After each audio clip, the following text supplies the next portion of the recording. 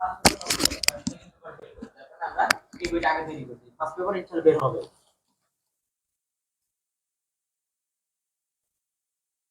তিনটা বই আমাদের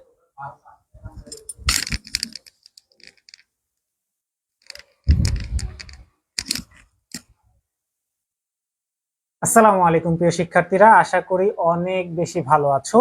আজকে আমরা বাংলা দ্বিতীয় পত্র সমাসের যে 2 নম্বর যে ক্লাসটা আছে সেই ক্লাস নিয়ে আজকে আমরা আলোচনা করব।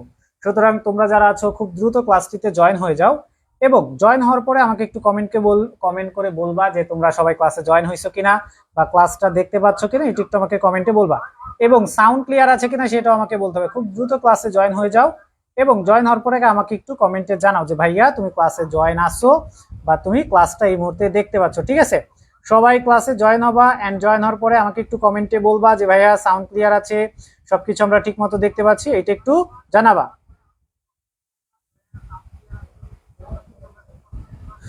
ঠিক আছে ভাইয়া, তো সবাই একটু দ্রুত জয়েন হয়ে যাও এবং জয়েন হওয়ার পরে আমাকে একটু কমেন্টে জানাও যে ভাইয়া সাউন্ড ক্লিয়ার আছে কিনা, সবকিছু ঠিক মতো দেখতে পাচ্ছ কিনা, এটা একটু আমাকে জানাই দাও। তুমি জানাই দিলে ইনশাল্লাহ আমি ক্লাসটা শুরু করে দেবো। আজকে আমরা সমাস 2 নাম্বার যে ক্লাসটা আছে, সমাসের উপরে আমাদের দ্বিতীয় যে ক্লাসটা আছে সেই ক্লাসটা নেওয়া হবে। তো তোমরা সবাই একটু দ্রুত জয়েন হয়ে যাও। আজকের ক্লাসে জয়েন হলে ইনশাল্লাহ সমাস নিয়ে আরো যে সমস্যাগুলোর মধ্যে তোমরা পড়বা সেই সমস্যাগুলো আজকের ক্লাসে আমরা সমাধান করে দেওয়ার চেষ্টা করবো ইনশাআল্লাহ। ঠিক আছে ভাইয়া, তো সবাই জয়েন হয়ে যাও, দ্রুত একটু জয়েন হয়ে যাও এবং আমাকে কমেন্টে জানাও যে ভাইয়া তুমি জয়েন হইছো এবং সাউন্ড ক্লিয়ার আছে কিনা। আমরা 2-1 মিনিট টাইম নিব বা 2-1 মিনিট আগে ক্লাস শুরু করি, কারণ হচ্ছে কি যেন তোমরা জয়েন হতে পারো। এই কারণে আমরা কি সবসময় চেষ্টা করি 1 মিনিট 2 মিনিট আগে ক্লাসটা শুরু করা, যেন তোমরা একদম ক্লাসের প্রথম থেকে পড়াটা শুরু করতে পারো। কারণ আমরা পড়াটা যদি একদম শুরু থেকে শুরু করতে পারি তাহলে তোমাদের জন্য এটা উপকার হবে, তাই না? এই জন্য আমরা 2-3 মিনিট আগেই ক্লাসটা শুরু করে দেই। তো এটা নিয়ে হচ্ছে অনেকে অভিযোগ করো যে ভাইয়া 5 মিনিট আগে ক্লাস শুরু করছেন, 10 মিনিট আগে ক্লাস কেন শুরু করছেন, টাইম যেটা বলছেন সেই টাইমে ক্লাস করতে করেন না কেন, অনেকে অনেক ধরনের কথা বলো। বাট ক্লাসটা কেন আগে শুরু করি তার পেছনে একটা কারণ হচ্ছে আমরা চাই যেন পড়ানো যখন শুরু করব তখন থেকে যেন তুমি জয়েন করতে পারো বা তখন থেকে যেন পড়তে পারো। এই জন্য আমরা চেষ্টা করি যে 1 মিনিট 2 মিনিট একটু আগে আগে ক্লাসে আসার। 1 মিনিট 2 মিনিট আগে আসলে তোমরা একটু জয়েন হওয়ার টাইম পাইলা বা আমি পূর্বের ক্লাসে কি পড়াইছি সেগুলো নিয়ে কথা বলার একটু সময় পাই, এই জন্য আমরা একটু আগে আগে শুরু করি। ঠিক আছে, এই জন্য অনেকেই, কালকে একজন আমার ফোন দিছে, ফোন দিয়া বলতেছে স্যার আপনি তো আইসিটি ক্লাস 9টায় শুরু করতে বলতে চাইছিলেন, কেন 8:55 শুরু করলেন? এটা নিয়ে আমার সাথে খুবই তর্ক বিতর্ক হইলো। তো তোমাদের ব্যবহার আচরণও খুব কষ্ট দেয়, মাঝে মাঝে খুবই কষ্ট পাই। তোমাদের কথাবার্তা, তোমাদের বডি ল্যাঙ্গুয়েজ দেখলে মনে হয় যে আসলে আমরা অপরাধ করে ফেলছি। তো যাই হোক, সেটা নিয়ে আমরা ক্লাস চলাকালীন কোনো কথা না বলে আমরা আজকে কি পড়বো, সমাস নিয়ে আজকে আমাদের আলোচনা করা হবে এবং আজকে আমরা সমাসের 2 নাম্বার ক্লাস করবো, তাই না? সমাস নিয়ে আমরা অলরেডি পড়ে ফেলছি। সমাস নিয়ে এর আগের ক্লাসে আমরা কি পড়ছি তোমাদের কি মনে আছে? অবশ্যই মনে থাকার কথা, কারণ আমি জানি আমাদের এই ক্লাস যারা করে তারা সবাই খুবই ভালো এবং তাদের মেধা অত্যন্ত প্রখর, কারণ তারা অনেক কিছু মনে রাখতে পারে। তো আমার সমাসের ক্লাসটা মনে রেখেছে আশা করা যায়। তো আমরা কি পড়েছিলাম আগের ক্লাসে? আমরা আমরা পড়েছিলাম এর আগের ক্লাসে সমাস কাকে বলে, সমাস কত প্রকার ও কি কি, সমাস কত প্রকার ও কি কি এবং সমাস কাকে বলে এগুলো নিয়ে আমরা আলোচনা করেছিলাম। সমাস কাকে বলে আমি পূর্বের ক্লাসটা জাস্ট 1 থেকে 2 মিনিট টাইম নেব, আগে যা পড়ানো হয়েছে সেগুলো আমি জাস্ট একবার দেখাবো। সেটা হচ্ছে আমরা বলেছিলাম এই 5টা প্রশ্ন যদি আমরা, 5টা না 6টা প্রশ্ন যদি আমরা পড়তে পারি তাহলে আমাদের সমাসের আর কোনো কিছু পড়ার দরকার হবে না, এগুলো পড়লে ইনশাল্লাহ কমন চলে আসবে, তাই না? এই 6টা প্রশ্নের কথা বলা হয়েছিল। আমরা এই 1 নম্বর প্রশ্নটা ওই দিন শেষ করে আর শেষ করতে পারি নাই, আমরা আজকে বাকিটুকু শেষ করবো ইনশাল্লাহ যদি সবকিছু ঠিকঠাক থাকে। সাউন্ড কই না, সাউন্ড হচ্ছে তোমার মোবাইলের সমস্যা, মোবাইল ঠিক করো, সাউন্ড একদম ক্লিয়ার আছে। এরপরে দ্বন্দ্ব সমাস, কর্মধারা, এগুলো আমরা আজকে শিখবো। সমাস কাকে বলছে বলছিলাম, 2 বা ততোধিক শব্দ মিলে যখন এক শব্দে রূপান্তরিত হয় তখন আমরা তাকে সমাস বলি। সমাস বলছিলাম 6 প্রকার। সমাসকে কত প্রকার বলছিলাম দেখি তোমাদের মনে আছে কিনা। সমাস কত প্রকার বলো তো ভাইয়া, সমাস কত প্রকার?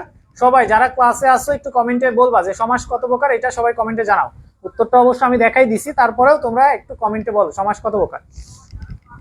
ঠিক আছে, জাকিয়া জুই ওয়ালাইকুম আসসালাম, যারা সালাম দিচ্ছ সবাইকে ওয়ালাইকুম আসসালাম।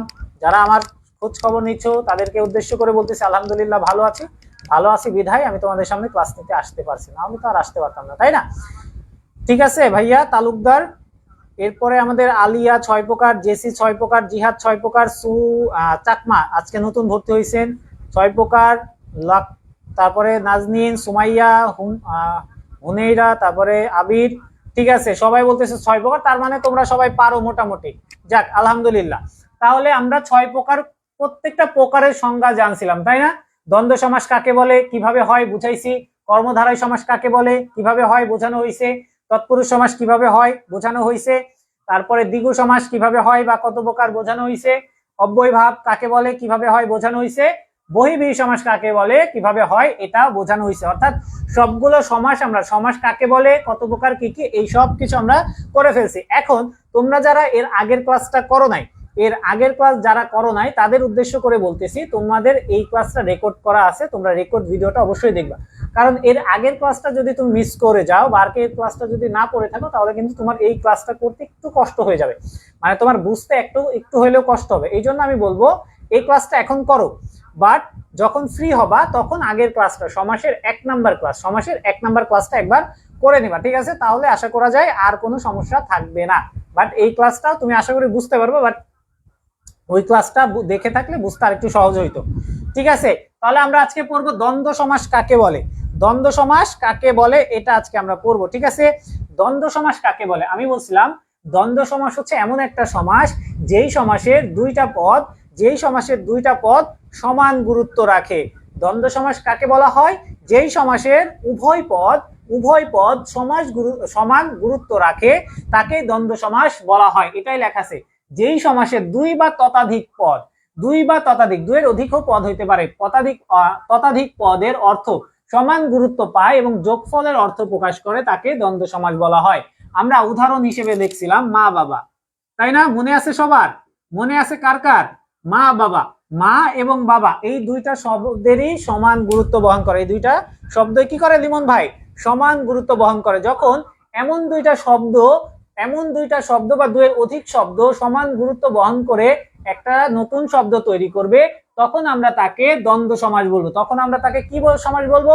দ্বন্দ্ব সমাস বলবো। এখানে কোনো পদেরই প্রধান নয়, সবগুলোই সমান। যেমন মা বাবা দিন রাত, মা বাবা এবং দিন রাত।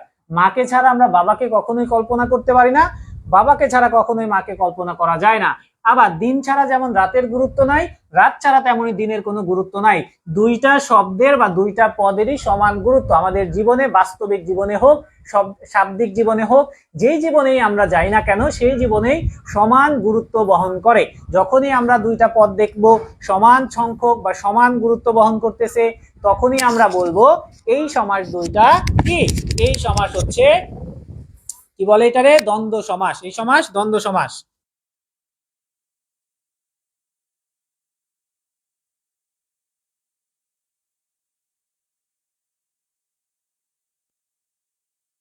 যারা এই মুহূর্তে ক্লাস করতেছে বুঝছো কিনা বলো? দ্বন্দ্ব সমাসটা বুঝতে পারছো? ভাইয়া আজকে নামাজের আগে ক্লাস শুরু করছে, নামাজের আগে শুরু করি নাই। নামাজ শুরু হয়েছে 6:45-এ, আমি ক্লাস শুরু করছি 7:06-এ। 7:06 নামাজ থেকে ক্লাস শুরুর প্রায় 20 মিনিট পরে শুরু করছি। এন্ড আমি 4 মিনিট শুধু আগের ক্লাস নিয়ে আলোচনা করছি।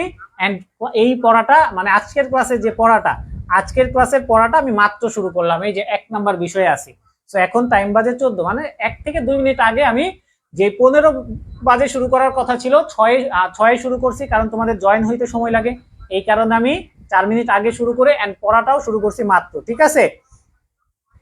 হ্যাঁ, এতটাও আগে শুরু করি নাই আমি নামাজের আগে কখনোই ক্লাস শুরু করি না। তাহলে বুঝছো দ্বন্দ্ব সমাস কি? এখন আসি দ্বন্দ্ব সমাস কত প্রকার ও কি কি। দ্বন্দ্ব সমাস মোট 3 প্রকার। দ্বন্দ্ব সমাস কত প্রকার? দ্বন্দ্ব সমাস হচ্ছে 3 প্রকার। দ্বন্দ্ব সমাস 3 প্রকার। দ্বন্দ্ব সমাস কত প্রকার? সবাই বলো কত প্রকার? দ্বন্দ্ব সমাস হচ্ছে 3 প্রকার।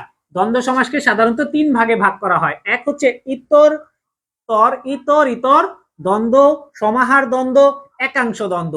দ্বন্দ্ব সমাসকে সাধারণত কয় ভাগে ভাগ করা হয়? ভাইয়া আরেকবার বুঝাই দেন। আচ্ছা সামিয়া আরেকবার বুঝাবো। দ্বন্দ্ব সমাস বলে যখন কোনো দুইটা পদ যখন সমান অর্থ বহন করবে, ধরো তুমি দিন এবং রাত লিখলা, ভাই এবং বোন লিখলা, ভাই ছাড়া যেমন বোন শব্দটা অর্থ বহন করে না, ভাই থাকতে হলে বোনও থাকতে হবে, বোন থাকলে ভাইকেও লাগবে। যেমন দিন এবং রাত, দিন এবং রাত, দিন না থাকলে রাতের যেমন গুরুত্ব নাই, রাত না থাকলে তেমনই দিনের গুরুত্ব নাই। যখন দুইটা শব্দই সমান গুরুত্ব বহন করবে বা একটা শব্দ ছাড়া আরেকটা শব্দ কখনোই পরিপূর্ণতা পাবে না, তখনই আমরা তাকে দ্বন্দ্ব সমাস বলবো, তখনই আমরা তাকে কি বলবো, দ্বন্দ্ব সমাস বলবো। ঠিক আছে সামিয়া, বুঝছো? এখন দ্বন্দ্ব সমাস আমি বলছি কত প্রকার, তিন প্রকার। দ্বন্দ্ব সমাসকে বলা হয়েছে কয় প্রকার, তিন প্রকার। ইতর ইতর দ্বন্দ্ব, সমাহার দ্বন্দ্ব আর একাংশ দ্বন্দ্ব। এখন আমরা কি করব, প্রত্যেকটা প্রকারের আলাদা আলাদা করে শিখবো। ইতর ইতর দ্বন্দ্ব কখন হবে, সমাহার দ্বন্দ্ব কখন হবে, একাংশ দ্বন্দ্ব কখন হবে, আমরা এটা শিখবো। ঠিক আছে, ক্লিয়ার? তাহলে আমরা শিখি। তাহলে ইতর ইতর দ্বন্দ্ব কোনটা? ইতর ইতর দ্বন্দ্ব মানে, ইতর ইতর মানে হচ্ছে, ইতর ইতর মানে ইতরে রেতর, হ্যাঁ, ইতর ইতর মানে হচ্ছে দুইটা পদই কি, দুইটা পদ আলাদা আলাদা বৈশিষ্ট্য প্রকাশ করতে পারে, আলাদা আলাদা অর্থ প্রকাশ করতে পারে, কিন্তু আলাদা আলাদা অর্থ প্রকাশ করলেও কি হয়, দুইটা পদ মিলে একটা পদে রূপান্তরিত হয়, দুইটা পদ মিলে এক পদে রূপান্তরিত হয়। যেমন আমরা ধরি রাম লক্ষণ, রাম ও লক্ষণ, আমাদের উত্তরটা হবে রাম লক্ষণ। রাম একজনের নাম, লক্ষণ আরেকজনের নাম, দুইটাই কি, দুইটাই আলাদা ব্যক্তির নাম, দুইটাই আলাদা ব্যক্তির নাম। কিন্তু আমরা যখন রামের নামটা উল্লেখ করতে যাই তখন অবশ্যই আমাদের লক্ষণটা অটোমেটিকলি চলে আসে। যখনই আমরা রাম বলি তখনই লক্ষণটা, যারা হিন্দু ধর্মের আছে তারা দেখবা যখনই রাম বলতে চাই তখনই আমরা দেখি আমাদের মাথায় অটোমেটিকলি লক্ষণ শব্দটাও চলে আসে। তার মানে দুইটা আলাদা দুইটা ব্যক্তি, আলাদা দুইটা ব্যক্তি হওয়ার পরে উচ্চারণ করার সময় তাদেরকে একসাথে উচ্চারণ করতে হচ্ছে বা আমাদের একসাথে তাদের হচ্ছে বলতে হচ্ছে। যখন এই ধরনের আসবে, এই ধরনের আসবে তখন আমরা তাকে বলবো ইতর ইতর দ্বন্দ্ব। যেমন যেই দ্বন্দ্ব সমাসে প্রত্যেকটা পদের অর্থ আলাদা আলাদা ভাবে বোঝায়, আলাদা আলাদা ভাবে বোঝায়, তাকে হচ্ছে ইতর ইতর দ্বন্দ্ব বলে।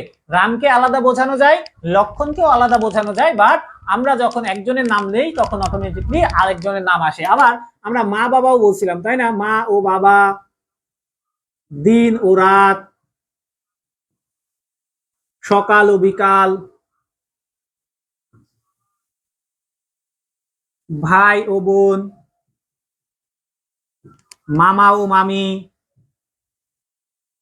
নানা ও নানি। কি বলতে চাও তোমরা?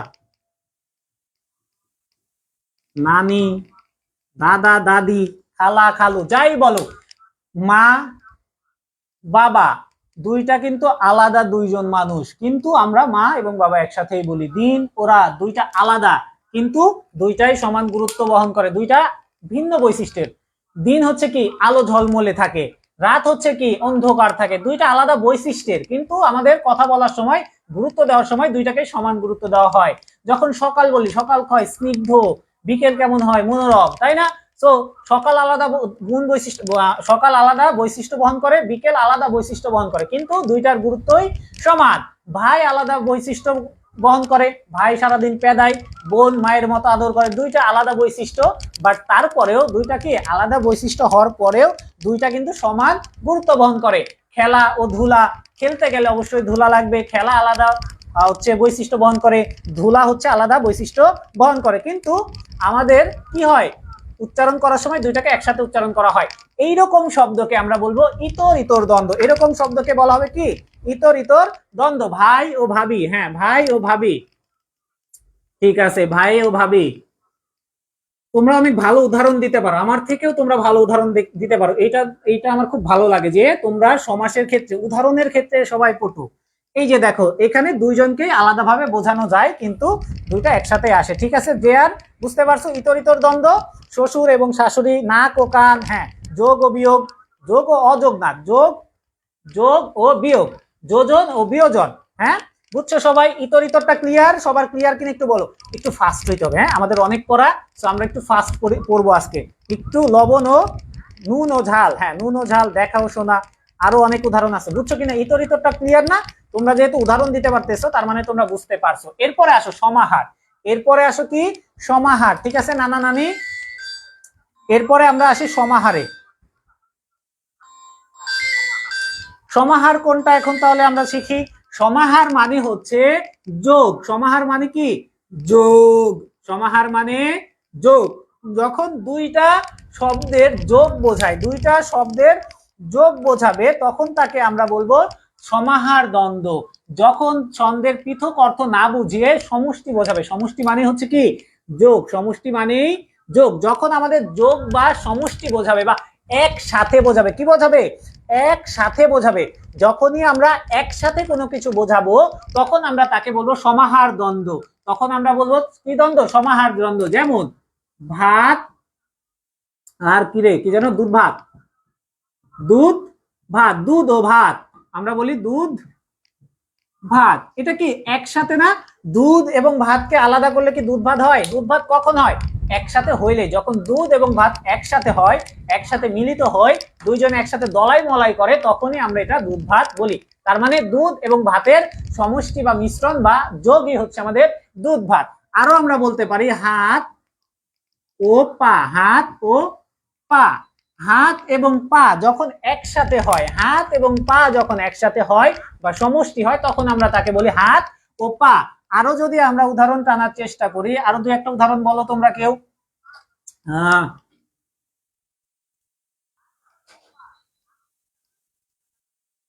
আরো দু একটা বলো। যেমন আমরা বলছি হ্যাঁ কান, চোখ ও কান, চোখ ও কান, দুইটা অঙ্গের নাম, চোখ এবং কান। নাক ও কান, নাক কান গলা বিশেষজ্ঞ, তাই না? ধরো ছাতার মাথা।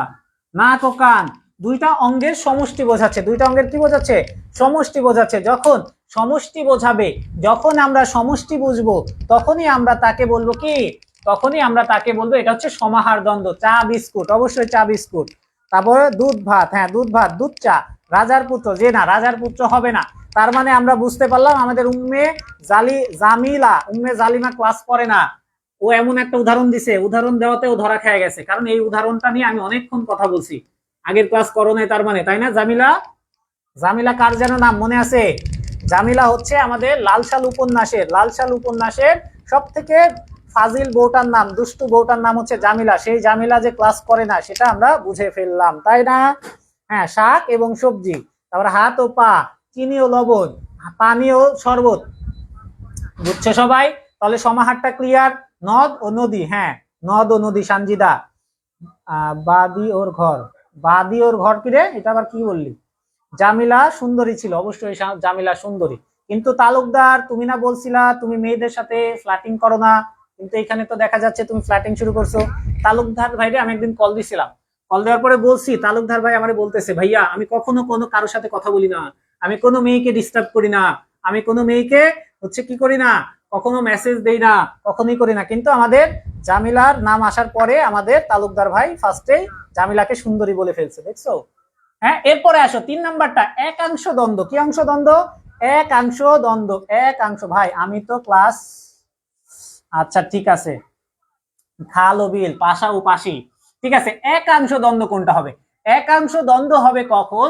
যখন একটা পদের মধ্যে আরেকটা পদ থাকে, একাধিক পদের মধ্যে একটি পদ থাকে, একাধিক পদের মধ্যে একটি পদ থাকে। যেই দ্বন্দ্ব সমাজে একাধিক পদের মধ্যে এক পদ থাকে, অন্য পদ লোপ পায়, তাকে হচ্ছে একাংশ দ্বন্দ্ব বলে। তাকে হচ্ছে কি বলে? একাংশ দ্বন্দ্ব বলে। যেমন ছেলে ও মেয়ে, ছেলে মেয়ে, ছাত্র ও ছাত্রী, ছাত্র ছাত্রী, একটাই বোঝাইছে। ছেলে ও মেয়ে একটাই বোঝাইছে। ছেলে ও মেয়ে দ্বারা কি বোঝায়? ছেলে ও মেয়ে দ্বারা একটা বাচ্চা মেয়ে বা একটা বাচ্চা ছেলেকে সন্তান বোঝায়, তাই না? আবার ছাত্র ছাত্রী দ্বারা শিক্ষার্থীদের বোঝায়। কাদের বোঝায়? শিক্ষার্থীদের বোঝায়। গুরু ও শিষ্য, গুরু ও শিষ্য দ্বারা কি বোঝায়? গুরু এবং শিষ্য যারা কি একে অপরের সাথে পরিপূরক ভাবে কাজ করে তাদেরকে বোঝানো হয়। তার মানে যখন আমরা দুইটা পদকে এক পদে নিয়ে আসব বা একই অর্থ বোঝাবে, একই রকম অর্থ বোঝাবে, তখন আমরা তাকে বলবো একাংশ দ্বন্দ্ব, এক শেষ দ্বন্দ্ব। তখন আমরা বলবো এক শেষ দ্বন্দ্ব, মানে একটার গুরুত্বকে কমাই দিয়ে আরেকটার গুরুত্ব বাড়াই দিতেছে, তাকে বলা হবে এক শেষ দ্বন্দ্ব। শিক্ষক ও শিক্ষিকা, হ্যাঁ শিক্ষক ও শিক্ষিকা। মুন্নি ভাইয়া এইগুলো তো কে কল দেয় অসময়। আচ্ছা বুঝতে পারছো, নারী ও পুরুষ। হ্যাঁ, তাহলে এক শেষ দ্বন্দ্বটা বুঝতে পারছো, এক শেষ দ্বন্দ্ব বুঝতে পারছো। নারী পুরুষ দ্বারা মানুষ বোঝায়, শিক্ষক ও শিক্ষিকা দ্বারা হচ্ছে যারা আমাদের পড়াশোনা করায় তাদেরকে বোঝানো হয়। চোর ও পুলিশ দ্বারা কাকে বোঝায়? চোর পুলিশ বোঝানো হয়। সবাই বুঝতে পারছো কিনা বলো? একাংশ দ্বন্দ্ব বা এক শেষ দ্বন্দ্ব সবার ক্লিয়ার? এইটা সবার ক্লিয়ার হয়েছে কিনা আমাকে এখন জানাইতে হবে। রে সবাই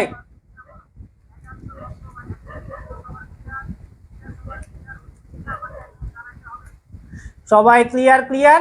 দ্বন্দ্ব সমাস এই তিনটা পড়লে হয়ে যাবে। দ্বন্দ্ব সমাস এই তিন প্রকার, এই তিন প্রকার সবার ক্লিয়ার হয়েছে কিনা বলো? কাটা ও কাটে। হ্যাঁ, কাটা ও কাটে বইয়ে অন্যরকম দেওয়া। বইয়ে কিরকম দেওয়া? বইয়ে কিরকম দেওয়া আছে? বইয়ে এই রকমই দেওয়া আছে, বাট বইয়ে একটা জিনিস দেওয়া আছে, সেটা হচ্ছে আমাদের বইয়ে যেটা দেওয়া আছে সেটা হচ্ছে নির্ণয় করা দেওয়া আছে।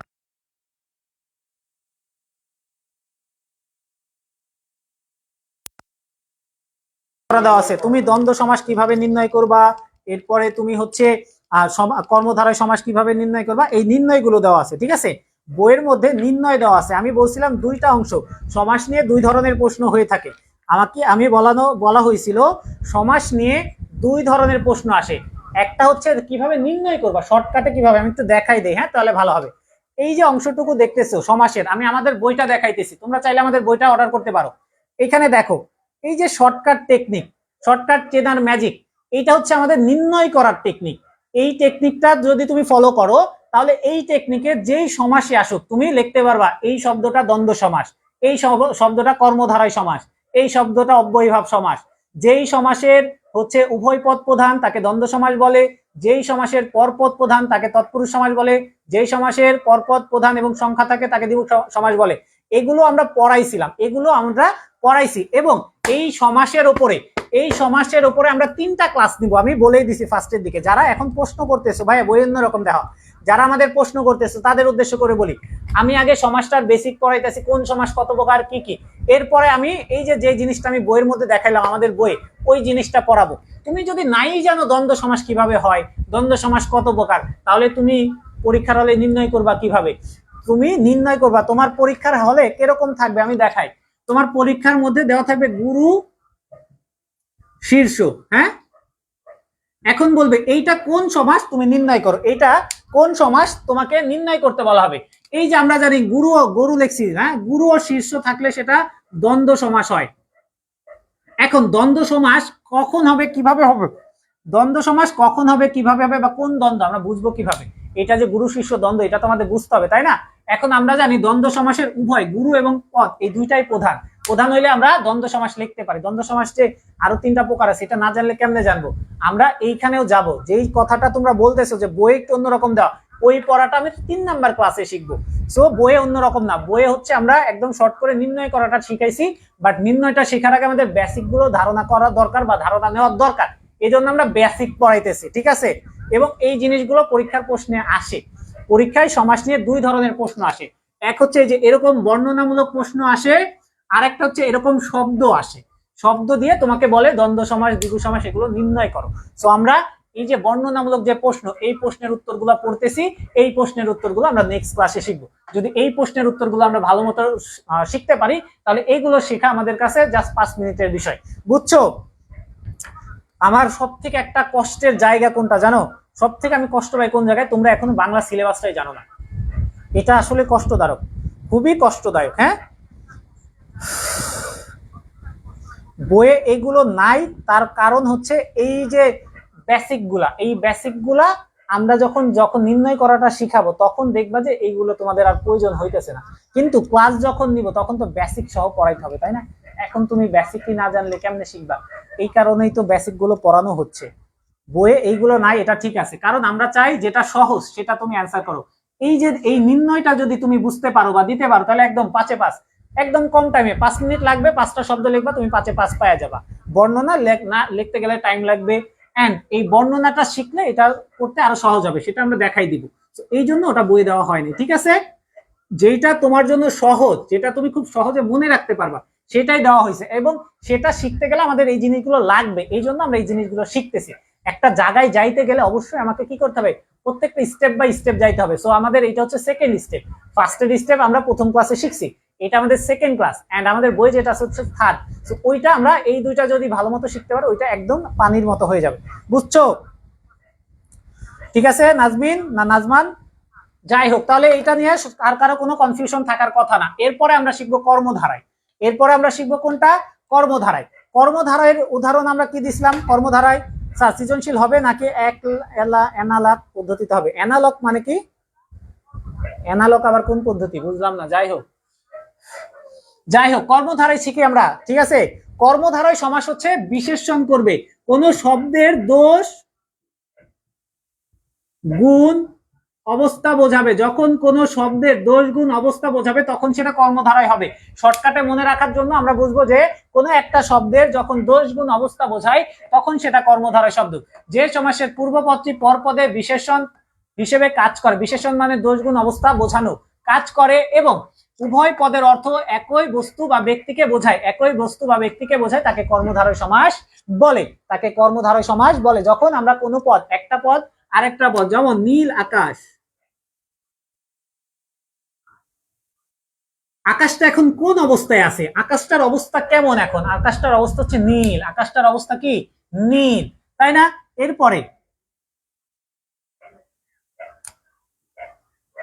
মহৎ ব্যক্তি, ব্যক্তিটা কেমন, ব্যক্তিটা কেমন, মহৎ। সৎ ব্যক্তি, সৎ মানুষ, মানুষটা কেমন, মানুষটা হচ্ছে সৎ, মানুষটা কেমন সৎ। যখন একটা শব্দে কি বোঝাবে, অবস্থা বোঝাবে, দোষ বোঝাবে, গুণ বোঝাবে। লাল শার্ট, লাল কাপড়, কাপড়টা কেমন, কাপড়টা কেমন লাল, এই যে লাল অবস্থা, কাপড়টার অবস্থা বোঝাচ্ছে, কাপড়টার অবস্থান বা গুণ বোঝাচ্ছে। তখনই যখন একটা শব্দকে আরেকটা শব্দ দ্বারা বিশেষণ করা হবে তখন আমরা তাকে কর্মধারয় সমাস বলবো, তখন আমরা তাকে কর্মধারয় সমাস বলবো। এই ক্লাসটা আমরা ফার্স্টের ক্লাসে যখন করছিলাম তখন যদি বুঝতা তাহলে সুবিধা হইতো। উন্নতি হয়েছে আপনার, কে রে? বুঝছো? তাহলে কর্মধারয় সমাস এখন কত প্রকার ও কি কি এইটা আমরা শিখবো, ঠিক আছে? কর্মধারয় সমাস এটা বুঝছো কিনা আমাকে বলছে। উচিত শিক্ষা, হ্যাঁ শিক্ষাটা কেমন, উচিত হইছে, শিক্ষাটা কেমন হইছে, উচিত একটা শিক্ষা হইছে। এখন আমরা কর্মধারয় নিয়ে আলোচনা করব। তাহলে কর্মধারয় সমাস কত প্রকার ও কি কি, কর্মধারয় সমাস কত প্রকার ও কি কি সহজে মনে রাখার। ও আরেকটা জিনিস আমি বলে দেই, সহজে তোমরা মনে রাখতে পারবে বিশেষ্য আর বিশেষণ। একটা নাম থাকবে, যে সমাসে একটা নাম থাকবে আর একটা গুণ বা অবস্থান বোঝাবে, গুণ থাকবে বা অবস্থান বোঝাবে। একটা নাম থাকবে, একটা কি থাকবে, নাম থাকবে, আর একটা শব্দ গুণ বা অবস্থান বোঝাবে, তখন আমরা তাকে কর্মধারয় সমাস বলতে পারবো, তখন আমরা তাকে কি সমাস বলতে পারবো, কর্মধারয় সমাস বলতে পারবো। অবশ্যই একটা নাম থাকতে হবে, অবশ্যই কি থাকতে হবে, একটা নাম থাকতে হবে। যদি একটা নাম থাকে সেটা আমাদের তালুকদার ভাই হইতে পারে, সেটা আমাদের সামিয়া আপু হইতে পারে, সেটা আমাদের ফাতেমা আপু হইতে পারে, সেটা আমাদের হচ্ছে সামাদ ভাই হইতে পারে, তাই না? সেটা আমাদের আলী হায়দার ভাই হইতে পারে। তাহলে ধরো আলী হায়দার অনেক ভালো, কেমন আলী হায়দার, আলী হায়দার অনেক ভালো, তাহলে আলী হায়দার ভালো বা ভালো ছাত্র, বা ভালো আলী হায়দার, বা মহৎ আলী হায়দার, বা মনে করো যে সুদর্শন আলী হায়দার, বা সুন্দরী রেহানা। তাহলে এই যে নামগুলো, নামগুলোর এক একটা গুণ বোঝাচ্ছে, সুন্দরী, সুন্দর, সুদর্শন, হ্যান্ডসাম, এরপরে বললাম যে হচ্ছে আমাদের যে ভালো, তারপরে ভালো ছাত্র, এরকম নামের যখন বিশেষণ করা হবে তখন তাকে বলবো আমরা কর্মধারয় সমাস, ঠিক আছে? টাক মাথা, হ্যাঁ টাক মাথা নে, তোরা টাক মাথায় বলবি, বুঝছো? বুঝছো? তাহলে কর্মধারয় কখন হবে। এখন আসি কর্মধারয় সমাস কত প্রকার। কর্মধারয় সমাস মোট 4 প্রকার। কত প্রকার? 4 প্রকার। কর্মধারয় সমাসকে কয় ভাগে ভাগ করা হয়? কর্মধারয় সমাসকে 4 ভাগে ভাগ করা হয়। সবাই বলো। খাতায় লেখার জন্য একটু সুযোগ দেন। খাতায় তোমার লিখতে হবে না, কারণ আমি পিডিএফটা দিব, তুমি পিডিএফটা লিখবা, পিডিএফটা পাওয়ার পরে মোবাইল থেকে ওটা লিখে ফেলবা, ঠিক আছে? পিডিএফটা নিতে হবে, পিডিএফটা আমরা হোয়াটসঅ্যাপ গ্রুপে দিয়ে দিব, তুমি পিডিএফটা ডাউনলোড করে নিবা। আর যারা পিডিএফ পাও নাই তারা আমারে মেসেজ দিবা, আমি পিডিএফটা দিয়ে দিব, ঠিক আছে? কর্মধারয় সমাস কত প্রকার? 4 প্রকার। হ্যাঁ নীল যে পদ্ম, নীল পদ্ম। কর্মধারয় 4 প্রকারের মধ্যে কি কি আছে দেখো, আমরা একটা একটা করে শিখি। প্রথমটা হচ্ছে সাধারণ কর্মধারয়। কি কর্মধারয়? সাধারণ কর্মধারয়। সাধারণ কর্মধারায়। সাধারণ কর্মধারায় কোনটা? যেটা নামকে সরাসরি আমার বিশেষণ করবে বা নামের গুণ বোঝাবে বা অবস্থান বোঝাবে বা দোষ বোঝাবে। ঠিক আছে, যখন নামের সরাসরি দোষ, হ্যাঁ মহানবী সাল্লাল্লাহু আলাইহি ওয়াসাল্লাম, ঠিক আছে, যখন নামের সরাসরি কি করবে? দোষ গুণ বা অবস্থা বোঝাবে। যেমন আমাদের কাশপিয়া কি সুন্দরী কাশপিয়া, তাহলে কাশপিয়ার গুণ কেমন? সে একজন সুন্দরী। আমাদের আলী হায়দার অনেক দুষ্টু, আলী হায়দার কেমন? দুষ্ট। আলী হায়দারের সরাসরি একটা গুণ বোঝাইতেছে যে সে খুব দুষ্ট, তাই না? এরপরে আমাদের কাজলের ন্যায় নয়ন, এটা হবে না, ঠিক আছে লামিয়া, এটা হবে না। তাহলে নামের যখন সরাসরি দোষ গুণ অবস্থা বোঝাবে, সরাসরি বোঝাইলে সেটা সাধারণ কর্মধারায়। সেটা কোন কর্মধারায়? সাধারণ কর্মধারায়, সেটাই হবে আমাদের সাধারণ কর্মধারায়। বুঝছো? এরপরেরটা আমরা যাই, একটু তাড়াতাড়ি যাইতেছি, কেউ আবার কষ্ট দুঃখ পাইও না। কষ্ট পাইলে আমাকে বলবা।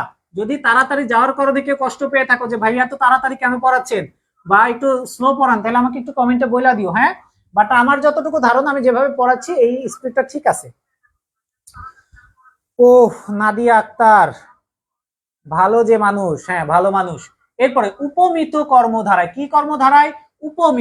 উপমিত শব্দের অর্থ হচ্ছে তুলনা করা। কি করা? তুলনা করা। উপমিত শব্দের অর্থ হচ্ছে তুলনা করা।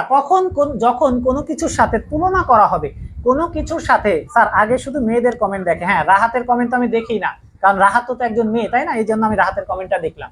ঠিক আছে রাহাত, তাহলে আজকে থেকে তুমি মেয়ে, রাহাতের নাম আজকে থেকে আমাদের রাহাতি আপু। হ্যাঁ রাহাত, তাহলে দেখো তুলনা যখন করা হবে, যখন চাঁদের ন্যায় মুখ,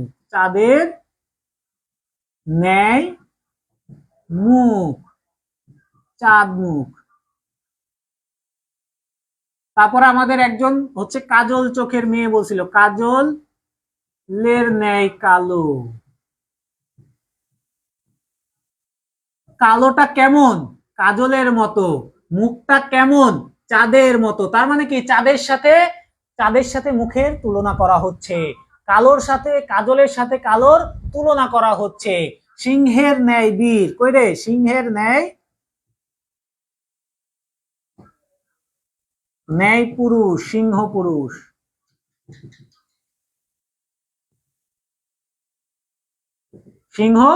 পুরুষ। তাহলে পুরুষটাকে কার সাথে তুলনা করা হচ্ছে?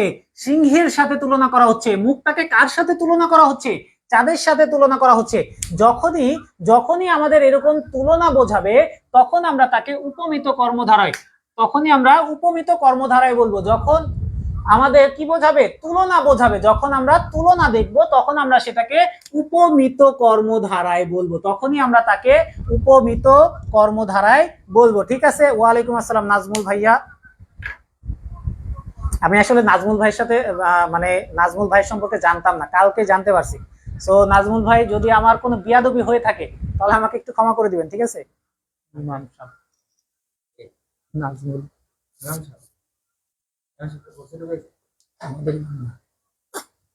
অনুমতি, ঠিক আছে। তাহলে সবাই বুঝতে পারছো, যখন আমরা তুলনা করা বোঝাবো, তখন আমরা তাকে বলবো কি? উপমিত কর্মধারায়। ঠিক আছে, বুঝতে পারছো? চিতার ন্যায় বাঘ, চিতাবাঘ। হ্যাঁ, ফাঁকির ন্যায়, তারপরে ফাঁকিবাজ। এরপরে মনে করো যে পদ্মার ন্যায় ফুল, পদ্মা ফুল। হ্যাঁ, বুঝতে পারছো সবাই?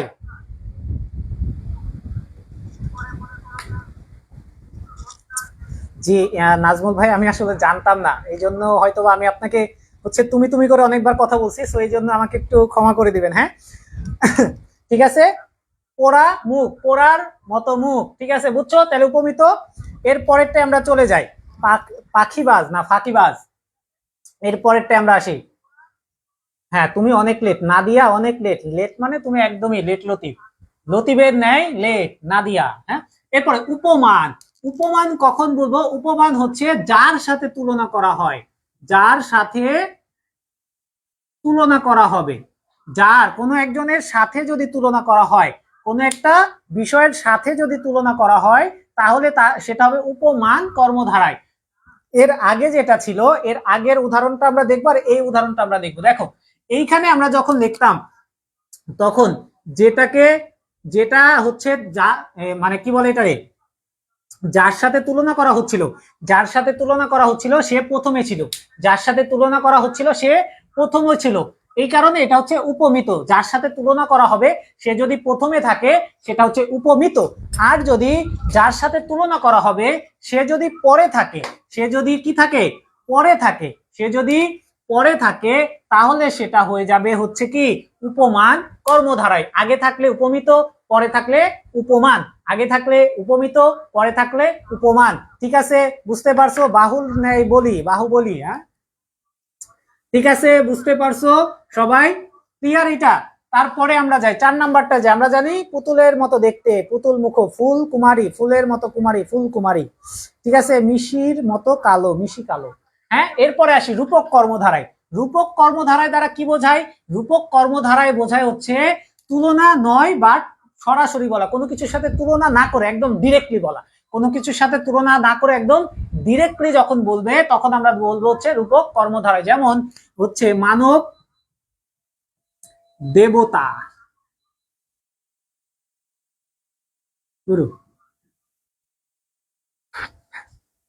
মানুষই দেবতা, মানুষই দেবতা। মানুষকে সরাসরি কার সাথে তুলনা করা হচ্ছে? দেবতার সাথে। সরাসরি বলতেছে যে মানুষটাই কি দেবতা, মানুষটাকেই সরাসরি বলা হচ্ছে দেবতা। যখন আমরা সরাসরি কোনো কিছু বলবো, তখন আমরা তাকে বলবো রূপক কর্মধারা। আরেকটা উদাহরণ বলি, যে শিশুর মতো ফুল, শিশু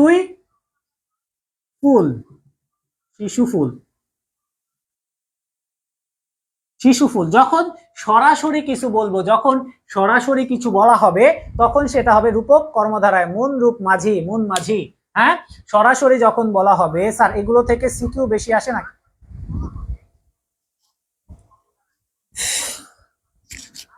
আচ্ছা, তারিকুল ইসলাম, এগুলো থেকে সিকিউ বেশি আসে নাকি এমসিকিউ বেশি আসে? এখন এটার উত্তর যে আমি কি দিব, আসলে আমার উত্তরটা জানা নাই। আমি আসলে দুঃখিত, আমি ক্ষমা প্রার্থী, আমার আসলে উত্তরটা জানা নাই যে এইখান থেকে এমসিকিউ বেশি আসবে নাকি সিকিউ বেশি আসবে।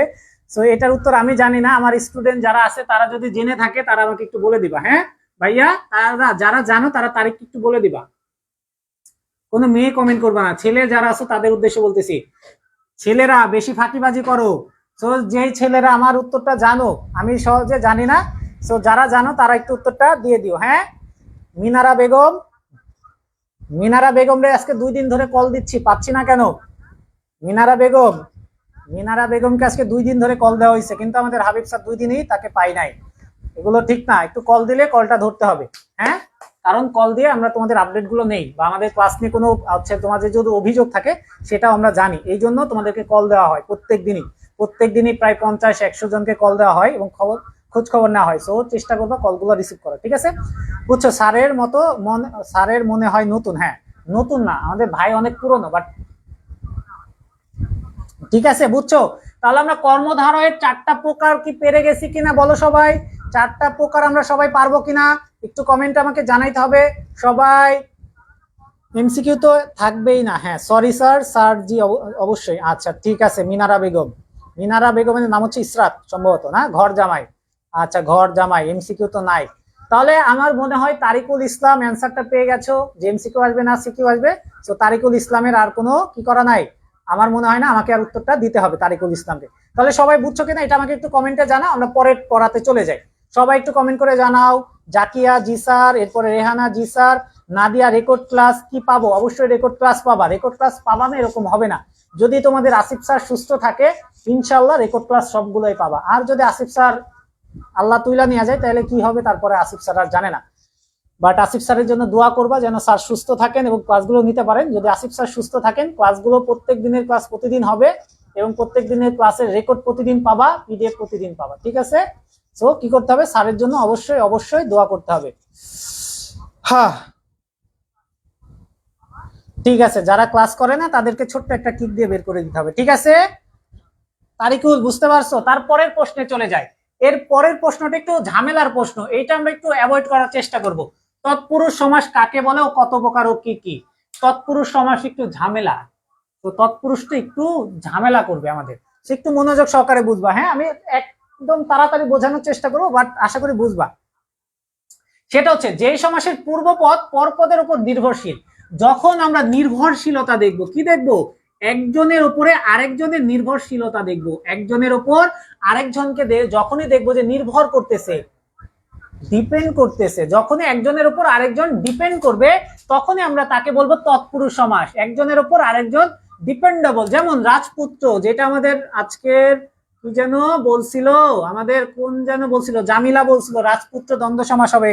তো জামিলা মনে হয় না ক্লাসে আছে? জামিলা কি আসো?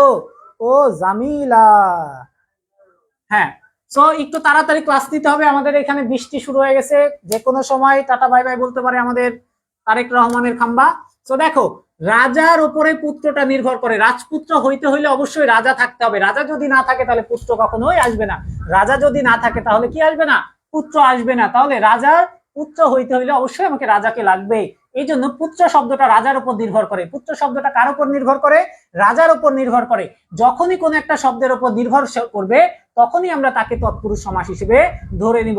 যখনই আমরা কখন নির্ভরশীলতা দেখব, কখনো যদি আমরা নির্ভরশীলতা দেখি, তখনই আমরা সেটাকে বলবো তৎপুরুষ সমাস। আরেকটা বিষয় আমরা দেখব, এর, কে, দ্বারা, থেকে, জন্য। এর, কে, দ্বারা, থেকে, জন্য, এই পাঁচটা শব্দ যদি আমাদের ব্যাস বাক্যের মধ্যে থাকে, এই পাঁচটা শব্দ যদি আমাদের ব্যাস বাক্যের মধ্যে থাকে, তাহলেও সেটা তৎপুরুষ সমাস। কি কি? এর, কে, দ্বারা, থেকে, জন্য। রান্নার জন্য ঘর,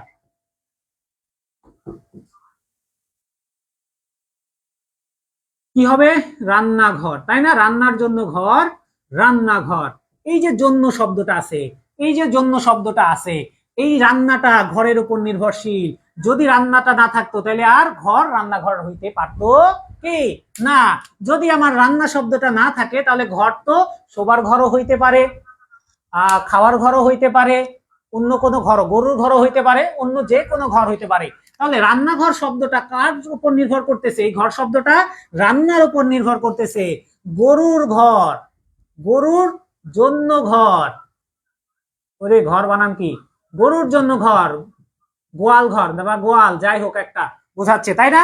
তো গরুর জন্য ঘর, এই ঘরটা যখন গরুর জন্য হয়ে যাবে, তখন সেটা গোয়াল ঘর হয়ে যাবে বা গরুর ঘর হয়ে যাবে। তার মানে কি, ঘরটা এখন আমার গরুর উপর নির্ভর করতেছে, ঘরটা এখন রান্নার উপর নির্ভর করতেছে। যখনই আমাদের নির্ভর করবে, তখনই সেটা হয়ে যাবে তৎপুরুষ সমাস। রূপের জন্য কথা, রূপ কথা, হ্যাঁ রূপের জন্য কথা, রূপ কথা। কলাকে বেচা, কলা বেচা, কলা কে বেচা, হ্যাঁ কলা বেচা। বেচা শব্দটা কার উপর নির্ভর করতেছে? কলার উপর নির্ভর করতেছে। যদি কলাই না থাকে তাহলে বেচবো কি রে? যদি কলাই না থাকে তাহলে বেচবো কি? শিক্ষার জন্য শিক্ষা, হ্যাঁ শিক্ষার জন্য শিক্ষক। তাহলে শিক্ষা না থাকলে শিক্ষক দিয়ে আমরা কি করব? যদি সেই শিক্ষাই না থাকে, যে শিক্ষকের শিক্ষাই না থাকে, তাহলে আমরা করবো কিভাবে, তাই না? তাহলে বুঝছো সবাই? ক্লিয়ার? তৎপুরুষ সমাস আমরা চিনতে পারবো না? আর দুইটা উদাহরণ দেন। এর উপরে আমি উদাহরণ দিছি, রান্নার জন্য ঘর, রূপের জন্য কথা, রূপ কথা, এরপরে খাওয়ার জন্য ভাত, ভাত, হ্যাঁ এরকম উদাহরণ অনেক আছে। তারপরে মানুষের জন্য, রোগীর জন্য বা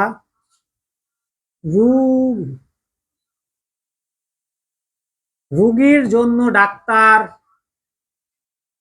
ধরো ডাক্তার, ও ডাক্তার, গান আছে না একটা, ও ডাক্তার, কি যেন গান একটা আছে, কি যেন একটা গান আছে, ও ডাক্তার, ও ডাক্তার, রোগীর জন্য ডাক্তার। এরকম যখন জন্য শব্দ থাকবে, তখন আমরা তৎপুরুষ সমাস বুঝবো। ঠিক আছে? রাতের জন্য কানা, রাতের কানা, হ্যাঁ রাতের কানা, রাতের কানা। আমার ভাই খুব সুন্দর একটা উদাহরণ দিছে। মানুষের জন্য বাড়ি, মানুষের বাড়ি, হ্যাঁ। তারপরে ছাত্রের জন্য আবাস, ছাত্রাবাস। এই তো আমার ভাই কত সুন্দর উত্তর দিতে পারছে, সোহেল ভাই, থ্যাংক ইউ সোহেল ভাই, ছাত্র সোহেল দিছি। তাহলে দেখো তৎপুরুষ সমাস কত প্রকার। তৎপুরুষ সমাস হচ্ছে মোট 6 প্রকার। তৎপুরুষ সমাস কত প্রকার? 6 প্রকার। হ্যাঁ, হাতে যে ঘড়ি, হাত ঘড়ি, হাতের জন্য যে ঘড়ি, হাত ঘড়ি। তাহলে তৎপুরুষ হচ্ছে মোট 6 প্রকার। তৎপুরুষ সমাস, বসার জন্য যে ঘর, বসার ঘর, হ্যাঁ ধন্যবাদ। তাহলে তৎপুরুষ সমাস মোট কত প্রকার? 6 প্রকার। তৎপুরুষ সমাসকে আমরা 6 ভাগে ভাগ করতে পারি। এখন কি কি এটা আমরা একটু দেখবো। রোগের জন্য ওষুধ, রোগের ওষুধ, হ্যাঁ। ভূতের জন্য কবিরাজ। ঠিক আছে? দেখো তৎপুরুষ সমাস প্রথমটা হচ্ছে কর্ম তৎপুরুষ। কর্ম তৎপুরুষ, কর্ম তৎপুরুষ, কর্ম তৎপুরুষ। এখন কর্ম তৎপুরুষ কোনটা হবে? যখন আমরা কে পাবো, যখন আমরা কে ব্যাস বাক্যের মধ্যে কে পাবো। বইকে পড়া, পড়া, কাজকে করা, মানুষকে মারা। ঠিক আছে, এই যে কে সবগুলোর মধ্যে দেখো কে শব্দটা আছে, এই কে শব্দ আমরা যখনই দেখব তখনই আমরা তাকে বলবো কর্ম তৎপুরুষ। কে শব্দটা আমরা যদি ব্যাস বাক্যের মধ্যে পাই, কে শব্দ যদি আমরা ব্যাস বাক্যের মধ্যে পাই, সেটা হবে কর্ম তৎপুরুষ। সেটা হবে কি তৎপুরুষ? কর্ম তৎপুরুষ।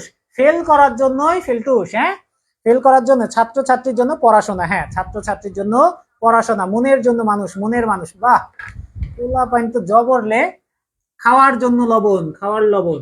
হ্যাঁ, তাহলে বুঝছো কে শব্দ থাকলে আমরা কি বলবো? কে শব্দ থাকলে আমরা তৎপুরুষ সমাস বলবো, তাই না? তোমরা অনেক ভালো বুঝতে পারতেছো আমার যতটুকু মনে হচ্ছে, কারণ তোমাদের উদাহরণ দেখলে বুঝতে পারি। আমার মাথায় যেগুলো আসতেছে না, তোমাদের মাথায় চলে আসতেছে, এটা দেখে আমি খুবই খুশি হয়েছি। খাওয়ার জন্য খাবার, হ্যাঁ খাবারের, খাবারকে খাওয়া, জি খাবারকে খাওয়া। এরপরে আরো কিছু বলো। নবীনকে বরণ, নবীন বরণ। হ্যাঁ, তারপর স্যার ব্যাকরণ যে আছে 9 প্রকার, ব্যাকরণে 9 প্রকার আছে। হ্যাঁ, 9 প্রকার আছে। 9 প্রকারের মধ্যে আরো আছে যে নয় তৎপুরুষ। এরপরে আছে হচ্ছে আরো কিছু কিছু আছে আর কি, যেগুলো তোমাদের পরীক্ষায় আসে না, এই জন্য আমাদের এগুলো শেখার দরকার নাই। নিয় তৎপুরুষ, নয় তৎপুরুষ, এরকম কিছু আছে। আরো 3 প্রকার আছে, আরো 3 প্রকার আছে, বাট ওগুলো তোমাদের পরীক্ষা আসে না, এই জন্য আমি শিখাইতেছি না। ঠিক আছে ভাইয়া, মেনলি যেগুলো আছে সেগুলো আমরা শিখাচ্ছি।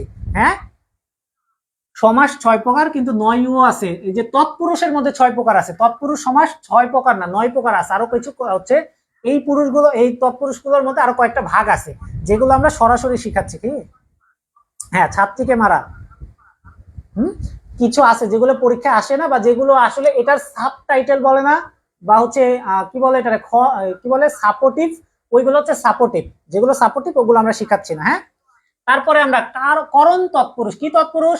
করণ তৎপুরুষ। এখন করণ তৎপুরুষ কখন বুঝবো? যখন আমরা দ্বারা পাবো, দ্বারা বা দিয়ে শব্দটা পাবো। যখন দ্বারা বা দিয়ে শব্দটা পাবো তখন আমরা তাকে করণ তৎপুরুষ বলবো। যখন আমরা হাতে করা, কার দ্বারা করতেছে? হাত দ্বারা করতেছে, কলম দিয়ে লেখা। দুরূপ। লাঠি দিয়ে মারা,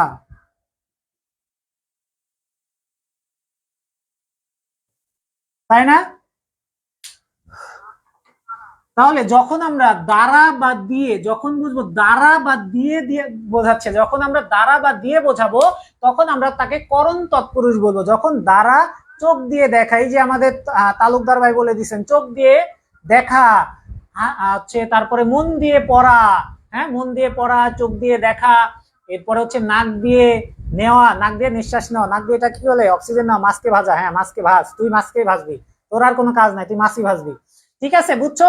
যখন দ্বারা এবং দিয়ে বোঝাবে, দ্বারা এবং দিয়ে বোঝাবে, তখন আমরা তাকে করণ তৎপুরুষ বলবো। তখন আমরা তাকে করণ, রূপের দ্বারা, কি বলছো?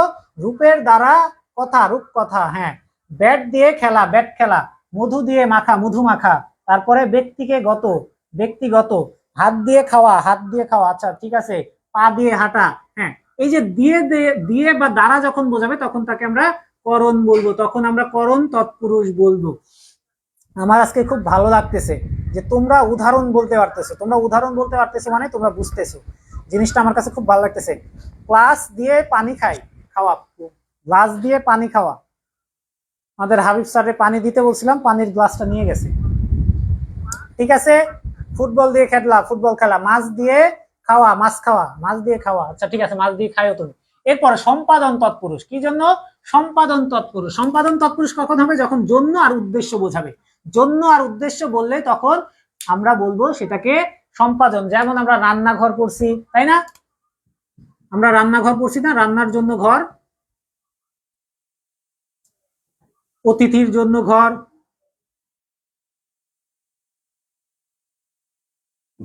শেখার জন্য পড়া,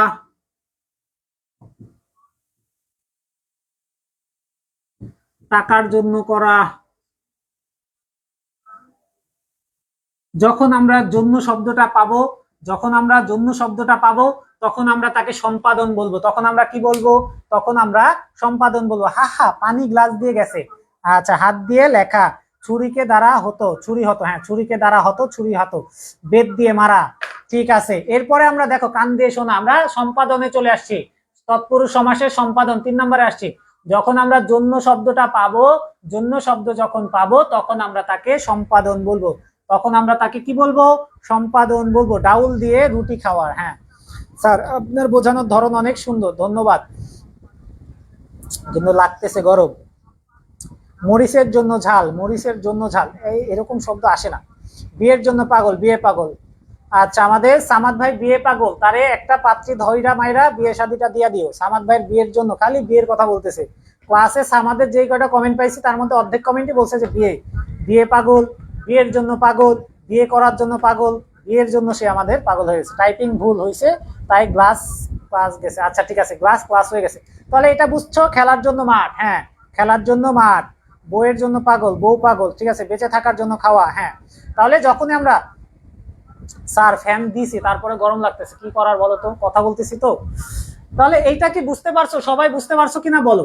আশা করা যায় বুঝতে পারতেছো, তার মানে উদাহরণ যখন দিচ্ছ তার মানে বুঝছো। তাহলে আমরা তাহলে কি করব, এর পরেরটাই আমরা চলে যাব, ঠিক আছে। অনেকের জন্য চিন্তা, অনেক চিন্তা। দেখো এর পরেরটাই যাই আমরা। আস্তাগফিরুল্লাহ।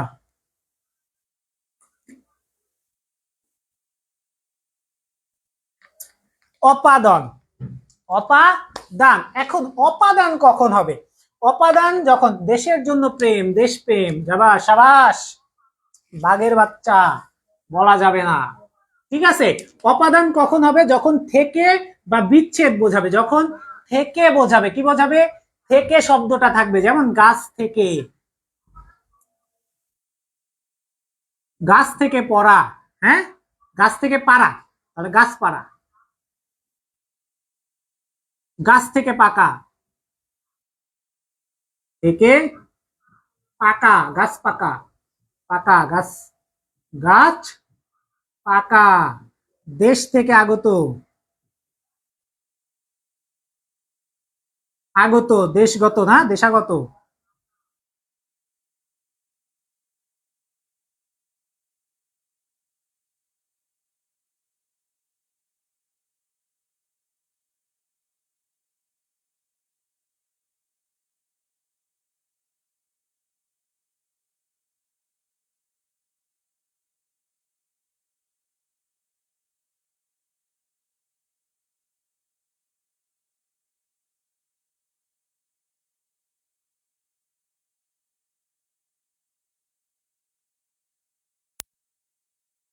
নাই, দেখো সাউন্ড ঠিক করে দিচ্ছি। উফ, আল্লাহু আকবার।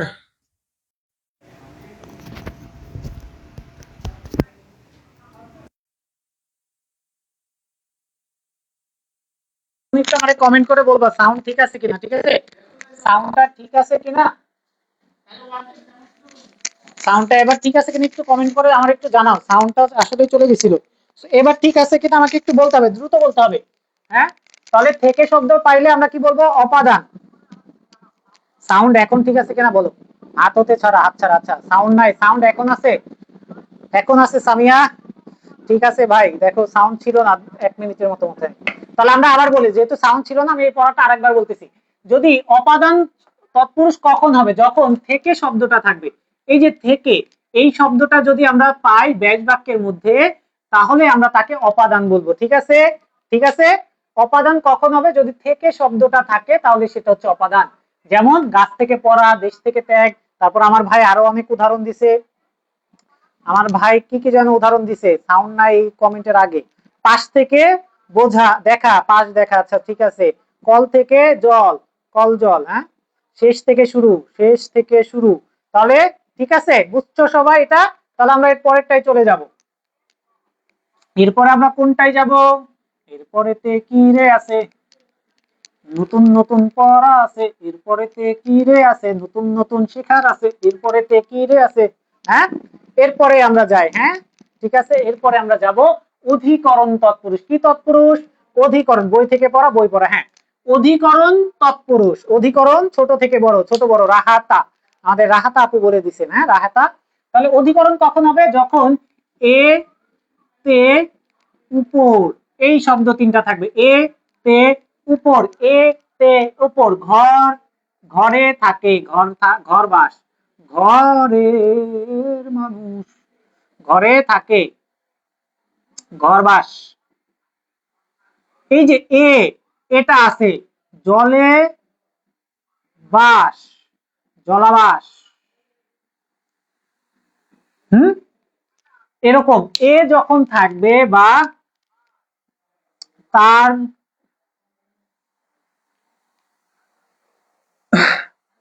ঠিক আছে, হ্যাঁ বুঝছো সবাই? তাহলে এ তে ওপর এগুলো থাকলে আমরা তখন অধিকরণ তৎপুরুষ বলবো। বনবাস, হ্যাঁ স্যার একটা নিবেন ফ্যান দিতে পারেন, নিকটে ফ্যান দিতে পারেন। ফ্যান আমি দিছি, তারপরে গরম লাগতেছে, কথা বলতেছি তো গরম লেগে যাচ্ছে আর কি। অধিকরণের সংজ্ঞাটা হচ্ছে যে যেই তৎপুরুষ, অধিকরণের সংজ্ঞাটা হবে নাজমুল ভাই, অধিকরণের সংজ্ঞাটা হবে যেই তৎপুরুষ সমাসে এ তে ওপরে, এ তে ওপরে বোঝায়, যেই তৎপুরুষ সমাস এ তে ওপরে বোঝায় তাকে অধিকরণ তৎপুরুষ বলে। কি বলছি সংজ্ঞাটা? যেই তৎপুরুষ সমাসে এ তে ওপরে বোঝায় তাকে অধিকরণ তৎপুরুষ বলে। আমি আবারও বলতেছি, একটু মাথায় দিয়ে দিতে হবে যে যেই তৎপুরুষ সমাসে এ তে উপরে অর্থ বোঝায় তাকে অধিকরণ তৎপুরুষ বলে। এবার বুঝছো? হ্যাঁ, মাথার উপরে টুপি, এই যে সুন্দর একটা উদাহরণ দিছে। আমি আসলে উদাহরণগুলো খুঁজতেছি বাট আমার মাথায় আসতেছে না, কিন্তু নাজমুল ভাই অনেক সুন্দর একটা উদাহরণ দিছে, মাথার উপরে টুপি। হ্যাঁ আচ্ছা ঠিক আছে, কলেজে যাওয়া এতে কোনো সমস্যা নাই, গাছ পাকা। ঠিক আছে, সবাই বুঝতে পারছো? আশা করি বুঝতে পারছো সবাই। হ্যাঁ, অধিকরণটা বোঝা গেছে। আমরা এর পরেরটায় যাব। দানবীর, কি দানবীর? এগুলো কোন বিভক্তির স্যার? আচ্ছা, তারপরেরটা আমরা জানি সম্বন্ধন তৎপুরুষ। সম্বন্ধন তৎপুরুষ এর বা অধিকার বোঝাবে, কোনো কিছুর যখন অধিকার বোঝাবে, যখন আমরা কোনো কিছুর উপরে অধিকার বোঝাবো, ক্ষমতা বোঝাবো, নিজের চাওয়া বোঝাবো, মাথার উপরে আকাশ, পানিতে মাছ, হ্যাঁ ঠিক আছে, অধিকার বোঝাবো, কোনো একটা শব্দ দ্বারা একে অপরের উপরে অধিকার বোঝানো হবে, তখন আমরা তাকে সম্বন্ধন তৎপুরুষ বোঝাবো। যেমন রাজার উপরে পুত্রের একটা অধিকার আছে, রাজার উপরে পুত্রের অধিকার আছে, মায়ের উপরে একটা অধিকার আছে, মায়ের কাছ থেকে আমি স্নেহ পাওয়ার একটা অধিকার রাখি, ভালোবাসা পাওয়ার অধিকার আছে। তো যখনই অধিকার বোঝাবে তখনই, হ্যাঁ বাড়ির উপরে ঘরের ছাদ, জি। তাহলে আমরা সম্পাদন কখন বোঝাবো? যখন আমরা কোনো অধিকার বোঝাবো, যখন আমরা কোনো অধিকার বোঝাবো, যখন আমরা তো কোনো অধিকার বোঝাবো তখনই আমরা তাকে কি বলবো? তখনই আমরা তাকে বলবো যে এইটা হচ্ছে আমাদের সম্বন্ধন তৎপুরুষ। তাহলে তৎপুরুষ সবার ক্লিয়ার হয়েছে কিনা বলো? সবাই ক্লিয়ার হয়েছে কিনা বলো? আর এই যে তোমরা যে ক্লাস করো না, এটা কিন্তু খুবই বাজে একটা অভ্যাস, বুঝছো?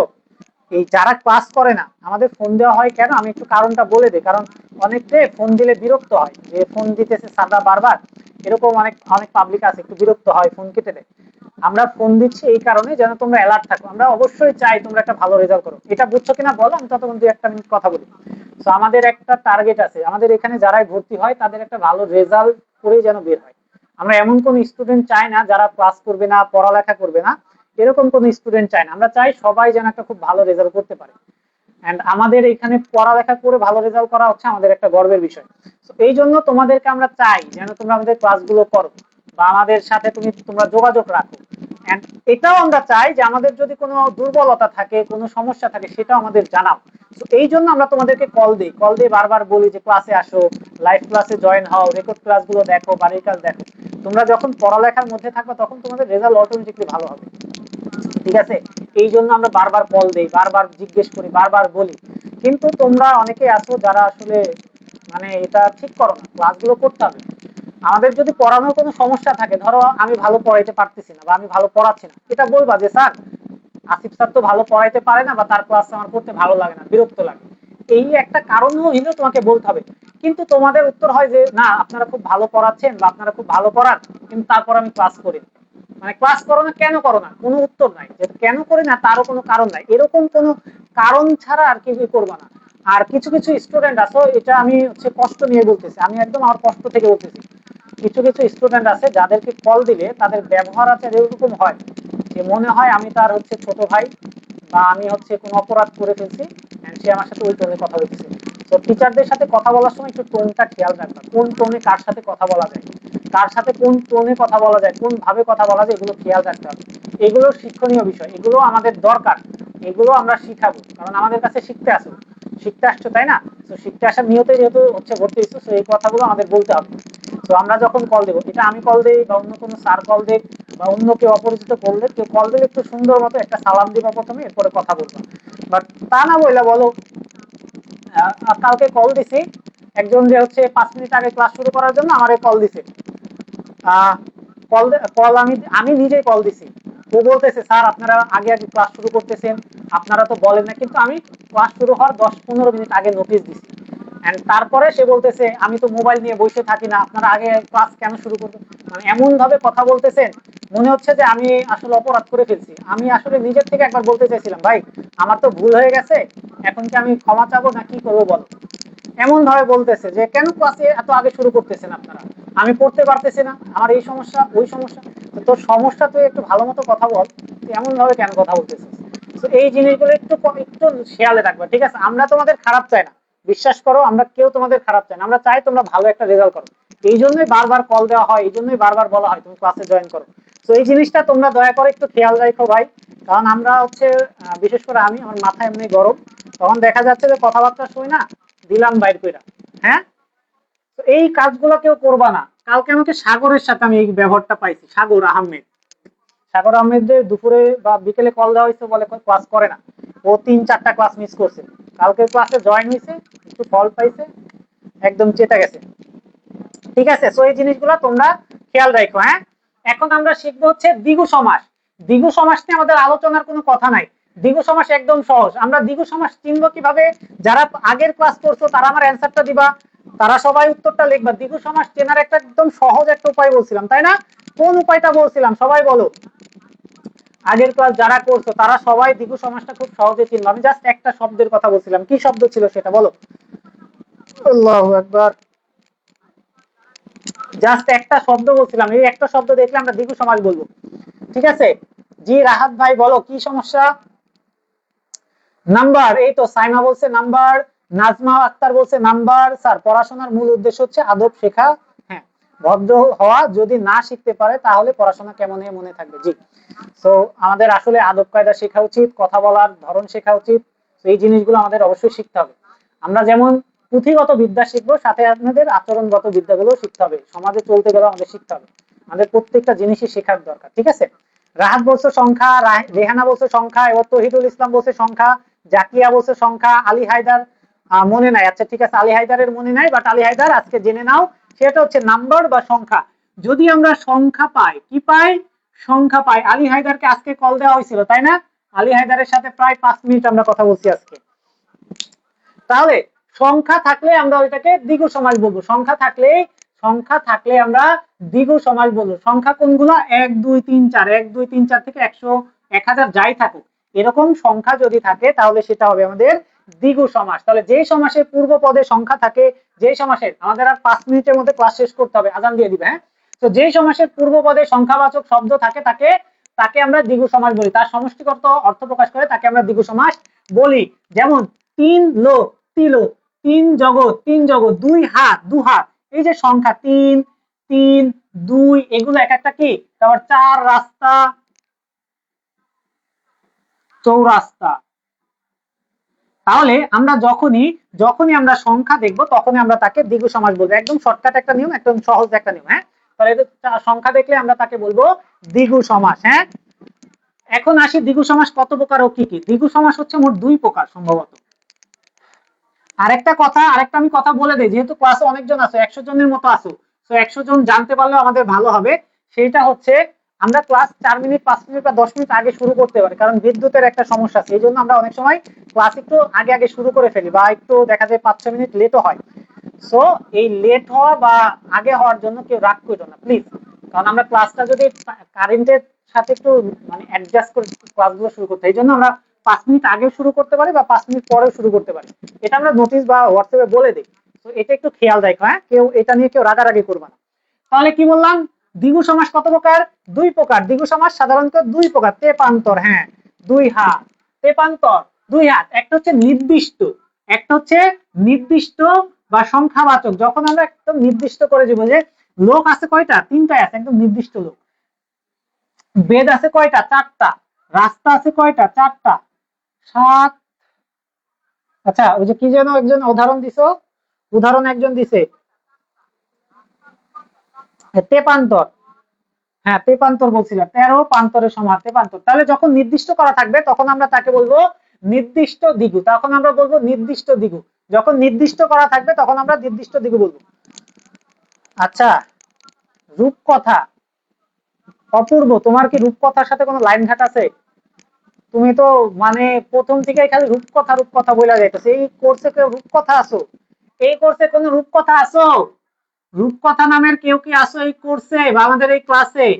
আমাদের ভাই তো অর্ণব ভাই তো মানে পাগল প্রায়, খালি প্রথম থেকে দ্বন্দ্ব সমাস থেকে রূপকথা শুরু করছে, দ্বিগু সমাসে চলে আসছি, তার রূপকথার শেষ হয় নাই। তাহলে দেখো, অনির্দিষ্ট যখন বোঝাবে তখন অনির্দিষ্ট দ্বিগু। অনির্দিষ্ট কোনগুলা, যেমন শত মানুষ, শত মানে এখন কত শত, কয় শত বোঝাচ্ছে? এখানে কি 100 বোঝাচ্ছে, 200 বোঝাচ্ছে, না 300 বোঝাচ্ছে? আমরা কোনোটাই বুঝতেছি না। এখানে 100 হইতে পারে, 200 বোঝাইতে। যদি এখানে বলতো 100 মানুষ, 100 মানুষ তার মানে 100 জন মানুষ আছে, নির্দিষ্ট হয়ে গেল। বাট শত শব্দটা দ্বারা নির্দিষ্ট বোঝায় না, শত শব্দ দ্বারা কি বোঝায় না, নির্দিষ্ট বোঝায় না। যখন নির্দিষ্ট বোঝাবে না, যখন নির্দিষ্ট বোঝাবে না তখন সেটা অনির্দিষ্ট দিগু। যেমন সহস্র, সহস্র দ্বারা কত সহস্র বোঝাচ্ছে? সহস্র মানে হচ্ছে সাধারণত শতক, জানি কত কত শতক, এটা আমরা বুঝি না। ঠিক আছে, যখন একদমই অনির্দিষ্ট বোঝাবে তখন আমরা তাকে বলবো কি, অনির্দিষ্ট দ্বিগু সমাস। ক্লিয়ার? সবাই বুঝতে পারছো? আচ্ছা, অর্ণবের কলেজে আছে, এখানে নাই, কলেজ আছে, তোর কলেজে আছে, তুই এনে ই করতেছিস কেন, বুঝলাম না। অর্ণব ভাই যদি কলেজে থাকে বা তুমি তাকে পছন্দ করো, ভালোবেসে থাকো, তাহলে তার কাছে যায় বলো, বা তারে আমাদের ক্লাসে একটা সুন্দর একটা অফার দেয় অর্ণব। তো সেটা হচ্ছে তুমি তোমার এই রূপকথা মেয়েটাকে আমাদের কোর্সে ভর্তি করাও, আমি তোমার হয়ে তাকে বলে দিব যে আমাদের একজন অর্ণব আছে, যে অর্ণব তোমাকে পেয়ার করে, মহব্বত করে, তো তুমি তার মহব্বতে কি হয়ে যাও, রাজি হয়ে যাও। তোমার নিজে বলতে হবে না, আমি বলে দিব ক্লাসের মধ্যে। তো তুমি তোমার রূপকথাকে আমাদের ক্লাসে ভর্তি করাই দিও, ঠিক আছে? তোমার রূপকথার জন্য আমরা কি নিব, অফারে ভর্তি নিব। তোমার রূপকথাকে আমরা অফারে ভর্তি নিব। সো রূপকথার কাছে যা বলবা, ঠিক আছে? রূপকথার কাছে যা বলবা যে রূপকথা, আমাদের আসিফ স্যার বলছে তোমাকে আমাদের কোর্সে ভর্তি হইতে, এন্ড ভর্তি একবার করায় যাও, তারপরে তোমার লাইন ঘাট করানোর দায়িত্ব আমার। হ্যাঁ, তাহলে এটা বুঝতে পারছো? রূপকথা, সরি কি রে, দ্বিগু সমাস ক্লিয়ার। এখন অব্যয়ী ভাই, পূর্বে অর্ণব না, ও অপূর্ব, অপূর্ব, ও আচ্ছা অর্ণব না অপূর্ব, আচ্ছা ভালো ডিম, খারাপ ডিম, অনেক ডিম। এবার আসি বহির্বিহি সমাস। বহির্বিহি সমাস খুব একটা আসে না, খুব একটা আসে না, বাট তারপরে আমরা শিখে রাখবো, কারণ আমাদের শেখার কোনো শেষ নাই, মার খাওয়ার কোনো বয়স নাই, শেখার কোনো শেষ নাই। হ্যাঁ, মায়ের খাওয়ার কোনো বয়স নাই, শেখার কোনো শেষ নাই। কে যেন বলছিল, কেউ একজন বলছিল। তাহলে দেখো 2 মিনিটের মধ্যে আমরা এটা শেষ করে দিব। এখন বহির্বিহি সমাস কখন হবে? বহির্বিহি সমাস যখন ব্যাস বাক্যের কোনো অর্থ প্রকাশ করবে না, অন্য একটা অর্থ প্রকাশ করবে, অন্য একটা অর্থ প্রকাশ করবে, তখন আমরা তাকে বহুব্রীহি সমাস বলবো। যেমন, যেমন 5টি আনন অনন আছে, অনন আছে, শব্দ হবে পচানন, না পচানন। 5টি অনন দ্বারা বোঝায় আগুন। অনন দ্বারা কি বোঝায় জানো? অনন দ্বারা আগুন বোঝায়। আর পঞ্চানন দ্বারা বোঝায় হিন্দু দেবতার যে শিব আছে সেই শিবকে বোঝায়। এটা সাধারণত হিন্দুদের যে শব্দগুলো আছে সেই শব্দগুলোর মধ্যে আছে, ঠিক আছে? তো এই বিষয়গুলো মনে রাখতে হবে। ক্লিয়ার সবাই? যখন আমরা ভিন্ন রকমের কোনো অর্থ পাবো, ভিন্ন রকমের অর্থ পেলে সেটা হচ্ছে বহুব্রীহি সমাস। যে সমাসের গঠনে শব্দটি নিজ পদের অর্থ না বুঝিয়ে অন্য ব্যক্তি বা বস্তুকে বোঝায়, তখন আমরা তাকে বহুব্রীহি সমাস বলি, তখন আমরা বহুব্রীহি সমাস বলে। আজান হয়ে গেছে, সো আমরা ক্লাসটা এখনই শেষ করে দিব। হ্যাঁ, আমরা 5 মিনিটের মধ্যে ক্লাস শেষ করে দেবো। সো নাজমুল ভাই আপনি পরবর্তীতে রেকর্ড ক্লাসটা দেখে নেবেন। এখন বহুব্রীহি সমাস কত প্রকার এটা একটু দেখি। বহুব্রীহি সমাস হচ্ছে 3 প্রকার। বহুব্রীহি সমাস কত প্রকার, একটু তাড়াতাড়ি আমরা যাই। বহুব্রীহি সমাস হচ্ছে 3 প্রকার। কি কি? একটা হচ্ছে গুণবাচক বহুব্রীহি। গুণবাচক মানে একটা কোনো একটা গুণ বোঝাবে, একটা কি বোঝাবে, গুণ বোঝাবে। যেমন হচ্ছে নীল চোখ যার, নীল নয়ন, সুন্দর মুখ যার, সুন্দর নয়ন। এই যে নীল, এটা একটা গুণ, এই যে সুন্দর, এটা একটা গুণ। যখন এরকম কোন গুণ বোঝাবে তখন সেটা হবে গুণবাচক। যখন কোনো গুণ বোঝাবে তখন সেটা হবে গুণবাচক। গুণ বোঝাইলে গুণবাচক, গুণ বোঝাইলে গুণবাচক, গুণ বোঝাইলে কি বাচক? গুণবাচক। ঠিক আছে,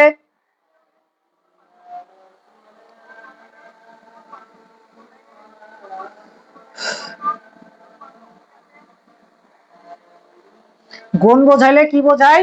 গুণবাচক বোঝায়। এরপরে আছে হচ্ছে অবস্থা বা দোষবাচক। অবস্থা বা দোষবাচক, যদি কোনো কিছু দোষ বোঝায়, এইখানে তোমরা একটা প্যাচ লাগাই ফেলবা। সেই প্যাচটা কি? সেই প্যাচটা হচ্ছে কর্মধারায়, না? কর্মধারায় দোষ গুণ অবস্থা বোঝাচ্ছে, আবার বহুব্রীহিতেও দোষ গুণ অবস্থা বোঝাচ্ছে। বাট এই যে লাস্টের যে শব্দটা, এই শব্দটা একদমই ভিন্ন, এইখানকার সাথে কোনো মিল নাই। এইখানকার সাথে এই যে এই অর্থের যখন মিল পাওয়া না, তখন সেটা হচ্ছে আমাদের বহুব্রীহি সমাস। বাট যখন অর্থের মিল থাকবে, ব্যাস বাক্য এবং ব্যাস যখন মিল থাকবে, তখন সেটা কর্মধারয় হবে। ঠিক আছে, এই প্যাচটা তোমরা লাগাবা, আমি জানি। তো তারপরে একবার বলে দিলাম, এটা মনে রাখবা। যখন অবস্থা বোঝাবে, যার চোখ নেই, অন্ধ, দেখো এখানে বোঝাচ্ছে চোখ নাই যার, এইখানকার দুই তিনটা শব্দের একটা শব্দ এখানে আসে নাই। যার জ্ঞান নাই, অজ্ঞাত, এখানে কোনো অর্থ আসে নাই। তার মানে যখন অবস্থা বোঝাবে তখন সেটা অবস্থাবাচক। হ্যাঁ, সৌন্দর্য বহন। আচ্ছা, ঠিক আছে, তারপরেরটা আমরা আসি। সংখ্যাবাচক, যখন পরিমাপ বোঝাবে, যখন সংখ্যা থাকবে বা পরিমাপ থাকবে এবং ভিন্ন অর্থ প্রকাশ করবে, তখন সেটা সংখ্যাবাচক বা পরিমাপবাচক বহুব্রীহি। আল্লাহ মাফ করো, 1 ঘন্টার উপরে কথা বলতেছি। বুঝছো?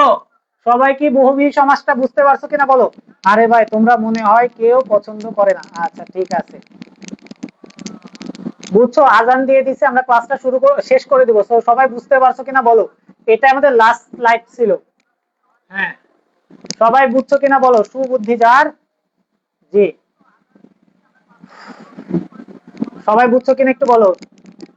স্যার 6 স্পিডে চলছে, হ্যাঁ, কারণ এটা তেমন একটা ইম্পর্টেন্ট না, বাট তারপর আমরা শিখে রাখতেছি। বুঝছো কিনা বলো? ওহ, আসলে হাঁপাই গেছি রে ভাই, মাথা টনটন করতেছে। স্যার বুঝছো কিনা সবাই বলো, বুঝতে পারছো কিনা? জাহিদুল ইসলাম, এরপর মহৎ যে ব্যক্তি, তৃষা। এই বাটপার, তুই এই করছে কি করস? তৃষা, এই করছে তোমার কি? তৃষা হচ্ছে আমাদের আগের কোর্সের স্টুডেন্ট, 26 ব্যাচের স্টুডেন্ট, তাই না তৃষা? তৃষা, তুমি এইখানে আসলা কোন ভাবে, কোন রাস্তা দিয়া, কোন পথ দিয়া? শেষে রূপকথা নিয়ে ভাবছি, বুঝি নাই, পরে আবার দেখে নিবো। আচ্ছা, দেখিস রূপকথা। ঠিক আছে, রাহাত স্যার। স্যার কি রাহাত স্যার? স্যার তোরে ধৈর্য রাখছে কে? সবাই বুঝতে পারছো কিনা একটু বলো। আমাদের সুনন্দ, সুনন্দ চাকমা আজকে নতুন স্টুডেন্ট, তো তাকে সবাই স্বাগত জানায়। আমাদের নতুন স্টুডেন্ট সুনন্দ চাকমা। আশা করা যায় সুনন্দ চাকমা এর পরবর্তীতে সবগুলো ক্লাসে অ্যাটেন্ড হবে, তাই না? তো আজকের ক্লাস কেমন লাগছে? ধুমধারাক্কা। এন্ড ক্লাসে কিছু বুঝতে না পারলে বলবা, আর যদি বুঝে থাকো তাহলে আমরা ক্লাসটা শেষ করে দিব। সবাই বুঝছো কিনা বলো। লুৎফর, কপি, হুঁ স্যার আজকে ক্লাসটা অনেক ভালো লাগলো, আর আজকের ক্লাসটা অনেক মজার ক্লাস ছিল। আচ্ছা, ঠিক আছে। তৃষা, এই ক্লাসে তোর কি? তৃষা আমাদের 26 ব্যাচের স্টুডেন্ট, বা 27 ব্যাচের স্টুডেন্টের কোর্সে ঢুকছে। ওরে ঢুকাইলো ক্যাডারে? অফার দেন আমার কলেজের এক বান্ধবী। আচ্ছা শোনো, তোমাদের সবার জন্য, এইখানে যারা ভর্তি আছে সবার জন্য একটা অফার। সেটা হচ্ছে, তোমরা যদি তোমাদের কোনো ফ্রেন্ড, কোনো রিলেটিভ, কোনো কাছের মানুষ, কোনো বন্ধু, কোনো বান্ধবী কে ভর্তি করাইতে চাও, তুমি যেই টাকায় ভর্তি হইছো সেম টাকায় আমাদের কোর্সে ভর্তি হইতে পারবা। সেম টাকায়, তার মানে কি, তোমরা যারা 310 টাকায় ভর্তি হইছো, তারা 310 টাকাতেই ভর্তি করাইতে পারবা। যারা 750 টাকায় ভর্তি হইছো, তারা তোমাদের ফ্রেন্ডকে 750 টাকায় ভর্তি করাইতে পারবা।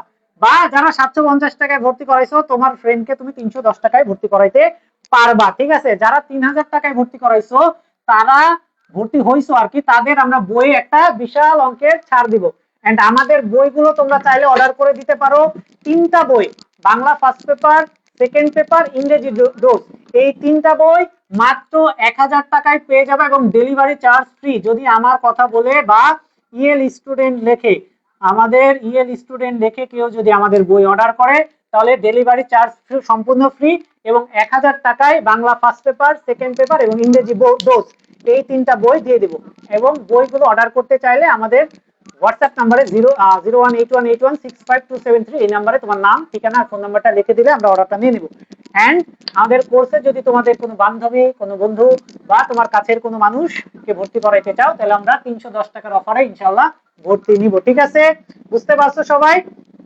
আশা করা যায় তোমরা তোমাদের ফ্রেন্ডকে, আমাদের পড়ানোর সিস্টেম যদি ভালো লাগে বা আমাদের ক্লাসগুলো যদি তোমাদের ভালো লাগে, অবশ্যই তোমাদের বন্ধু বা তোমাদের কলেজে যায় এটা আমাদের বলবা, এটা তোমাদের কলেজের ফ্রেন্ডদের কাছে যা বলবা যে ভাইয়াদের ক্লাস অনেক ভালো এবং মাত্র 310 টাকা এত সুন্দর মতো গোছানো সার্ভিস আমার মনে হয় না কোথাও পাবা।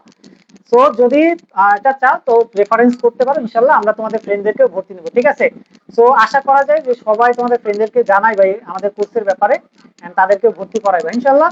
আর আমি আজকে একটা ভিডিও দিছিলাম লাইভ ক্লাসের লিঙ্কটা যদি হচ্ছে নোটিফিকেশন যদি ফেসবুকে পাইতে চাও কি করতে হবে সেটাও তোমরা খেয়াল রাখবা। হ্যাঁ, সো আচ্ছা, 1000 টাকার বই কপি আজকে হাতে পাইছে। ঠিক আছে, এরকম অনেকে আছো যারা বই হাতে পাইছো, তাই না? তো যারা বইটা হাতে পাইছো তারা বলে দিও। আর আজকের ক্লাসে বাড়ির কাজ কিছু নাই। হ্যাঁ, আমি বাড়ির কাজ আজকে দিলাম না, বাড়ির কাজ দিব নেক্সট ক্লাসে। তো আজকের ক্লাস এই পর্যন্ত, ইনশাল্লাহ আগামী ক্লাসে দেখা হবে। সেই পর্যন্ত সবাই ভালো থাকো, সুস্থ থাকো। সবাইকে আসসালামু আলাইকুম। আল্লাহু আকবার।